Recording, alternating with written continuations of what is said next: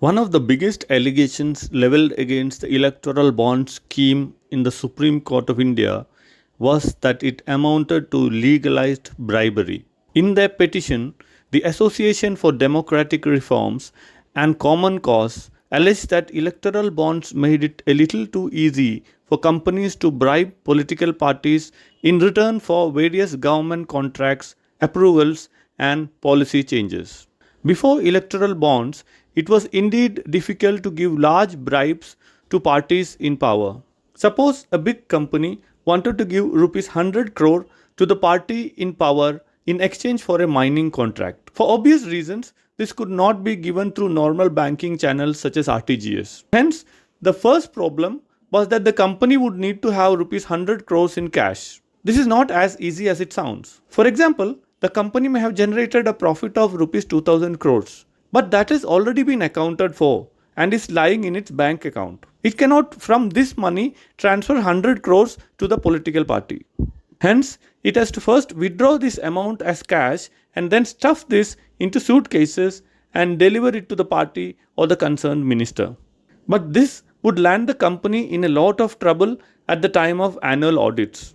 During audits, a team of accountants from an external auditing firm go through each and every line of the company's bank statements and flag any suspicious transaction. A 100 crore withdrawal will definitely raise some red flags. Similarly, on the political party side too, there were problems. This is because, according to the rules, all parties have to disclose the identity of anyone who has given them more than rupees 2000 in cash. So even if the company managed to get rupees 100 crores in cash, the party could not receive it without disclosing the name of the company to the election commission. Because of this, both the companies and the political parties had to do all this bribing business through what we today call the black money channel. It is called black money because it's not shown in any of the company's official bank accounts. It was either kept as cash or in accounts outside India. Even for the political party, this system came with its own share of problems.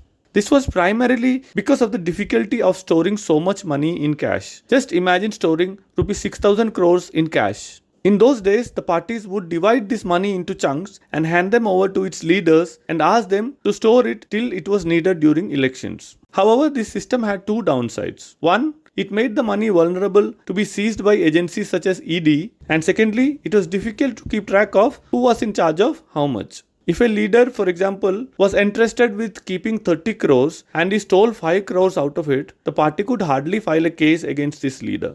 Unhappy with the messiness of this system, the NDA government came up with electoral bonds in 2017.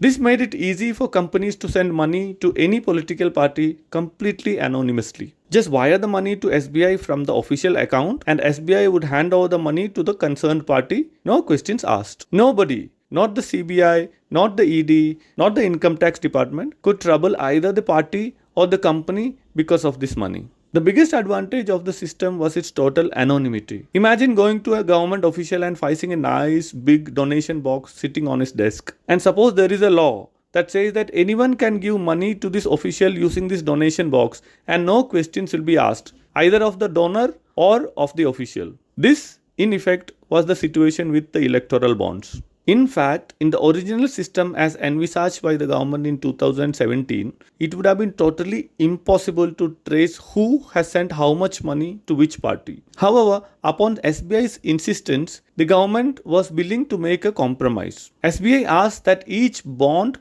should have a unique ID number that in exceptional circumstances can be used to trace the flow of money from the sender to the receiver. The government agreed to this proposal after SBI promised that the sender's identity would under all circumstances be kept secret in a sealed cover and will never be entered into its computer database. Hence, it argued there was no risk of the sender's identities being ever revealed even if the bonds came with a unique ID number. Coming back to the present, the details revealed by the Election Commission on Thursday has only reinforced the suspicion that the electoral bond scheme could have been manipulated to send bribes to political parties. In fact, this was one of the key grounds for the Supreme Court to strike down the entire scheme.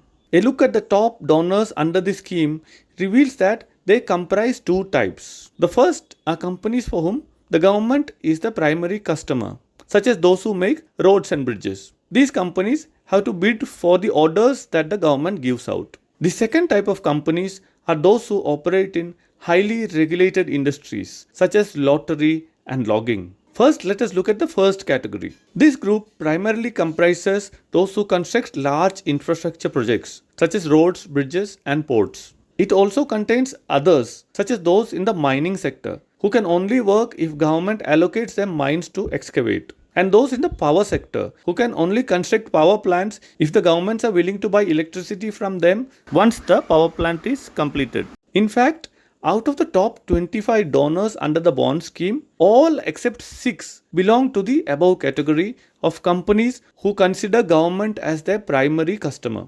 Out of the top 21 donors, there are only 2 companies that can be surely said to be outside this category. One is lottery company Future Gaming and Hotel Services, which was being repeatedly raided by central agencies like ED and income tax during this period, and the other is Bharti Airtel Group, which is into telecom services. In addition, there are 2 companies whose origins or business models seem to be untraceable. One is the so-called Yashoda Super Speciality Hospital and the other is Quick Supply Chain Private Limited. Meanwhile, if you look at the next 30 big donors, these are almost all from sectors that face the so-called regulatory risk. For these companies, a slight modification in a government policy here or a slight change in a quality norm there could mean all the difference between making lots of profit or lots of losses. This category includes very large manufacturing companies as well as those in the pharma sector. Many of them are highly susceptible to even slight change in policy, such as which drugs